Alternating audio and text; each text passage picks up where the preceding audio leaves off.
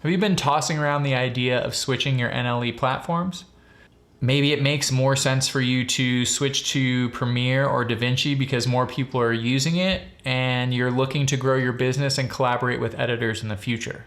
So what made me switch from Final Cut Pro to DaVinci Resolve? There were a couple issues I was running into. It made more business sense for me to be able to collaborate with editors that I may work with in the future. Final Cut has become very stagnant with its updates. It's not really on pace with the assets and the constant improvements that DaVinci has been implementing, and the same with Premiere. Premiere and DaVinci have outpaced Final Cut in terms of the toolkits that they offer, whether it be color grading, whether it be stabilization, whether it be any of those small nuances within the program that Final Cut really just wasn't interested in updating. A lot of times to get what you want and what you need with Final Cut, you have to buy additional plugins, and if you're collaborating with someone, you have to share those plugins or have to make sure they have those plugins.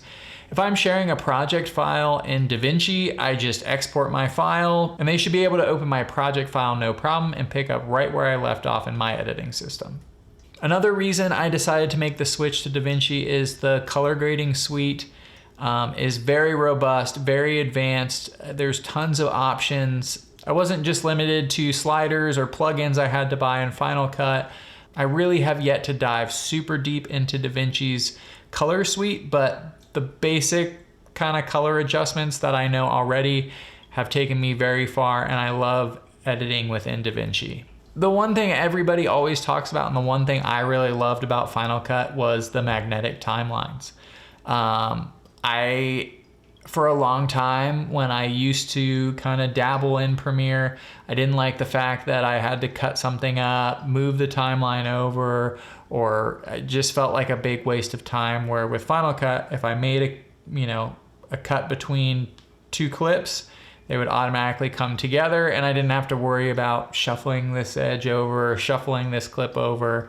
It was just very easy, just cut it and it condenses back to where you need it to be. So what do I love most about DaVinci Resolve? Why did I choose to go from Final Cut to DaVinci? Why didn't I choose Premiere? For me, DaVinci was very simple and easy to use. It's very well organized. So some of the things I love most about DaVinci are the stackable timelines. You can stack multiple clips on top of each other. You can drag and drop from one timeline to another timeline. I did use Sam Kolder's course on DaVinci Resolve, which helped me phenomenally. It takes the guesswork out of trying to figure out where certain things are, how do I do certain things. It's very in-depth. It helped me tremendously from moving from Final Cut to DaVinci seamlessly and being able to edit within it with very minimal friction and a very high ease of use. The ability to collaborate with other editors and to potentially use the cloud-based platform to make our workflow more seamless and kind of collaborate in real time with editors is amazing. There are a wide range of tools within DaVinci that we can dive into, and it's very robust. They have held nothing back away from its consumers. Everything is there in the DaVinci Studio suite. And they also offer a lot of constant updates and improvements, which I really love.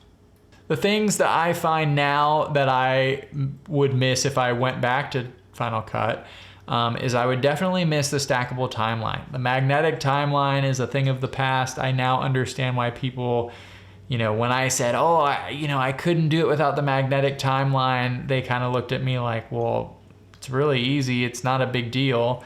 Now I understand. And again, I feel like more people are using Premiere or DaVinci. A lot less people are using Final Cut. A lot of people have made the exodus from Final Cut to one of these two editing platforms. And for me, business-wise, it is very important to be able to collaborate with other editors or bring other people on and still have the ability to make any minor tweaks or adjustments that I need quickly without having to go to them directly or sit down with them in an editing studio. They can just send me the project file and I can make any adjustments I need. Final Cut has been relying heavily on its third-party plugins to get editors where they need to be or to do things seamlessly, and I don't really like that. In DaVinci, you pay for the studio one time, you have lifetime access, they're doing constant updates, they're letting customers test the beta versions. I like the fact that they're constantly always pushing updates and constantly trying to improve the system that they already have. I don't want to pay for a plugin to get me the same result that maybe Premiere or DaVinci would give me. I want to pay for what I paid for and have it work seamlessly at the beginning. There were also some quirks when switching over to DaVinci. I won't lie. There are some things that I ran into that made me want to pull my hair out. I didn't understand why certain things weren't working the way that I intended them to, or why when I was exporting a project, it didn't look the same as in DaVinci. And one thing I had to kind of get used to was how to properly color manage my timeline, my project, to make sure that it would work and look the same as when I was color correcting as when I would export. There were times in the beginning that it wasn't properly color managed, and I would export something and I would notice there was a giant gamma shift. Because I'm working on a Mac, because I'm working on my laptop, there are some protocols that you need to follow in order to get the same image in DaVinci, export it out, and look the same on your MacBook and in YouTube.